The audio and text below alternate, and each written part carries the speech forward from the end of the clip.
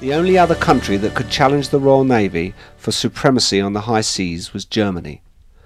Like Britain, they could not fully grasp the opportunities presented by submarines, but since all the other naval powers were building submarines, Germany felt that it couldn't be left out.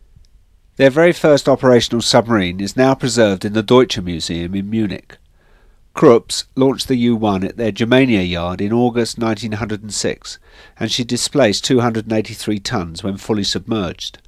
Her Cortin kerosene engine drove her at nearly 11 knots on the surface, whilst her electric motor produced almost 9 knots submerged, albeit in very short bursts.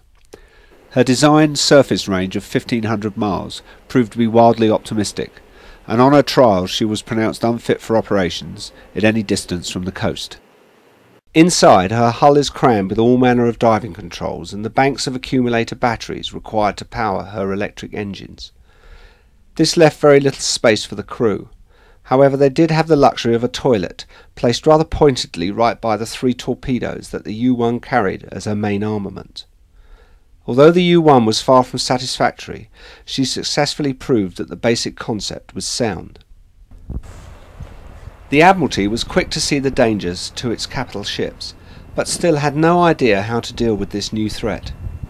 At the outbreak of the First World War, both navies still could not comprehend the real potential of this new class of ship, but the Germans at the very least saw their U-boat as probably a useful attack weapon. The British, however, still saw submarines as part of the defensive screen and were determined to operate them as part of the overall fleet. War, however, is the mother of invention, and the German Navy's attitude to its submarine fleet was about to undergo dramatic and permanent change.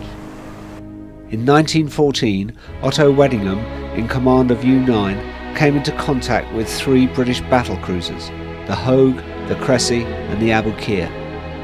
Weddingham sank all 3 in under an hour, causing the loss of 62 officers and 1,085 men. In that 1 hour, Weddingham, in his primitive submarine, had inflicted more casualties on the Royal Navy than Nelson's fleet had suffered at the Battle of Trafalgar. In sinking these 3 cruisers on the 22nd of September 1914, Weddingham brought home the awful reality of submarine warfare. But his luck was not to last. 2 months later, in his new submarine U-29, he was rammed by HMS Dreadnought and sunk. There were no survivors.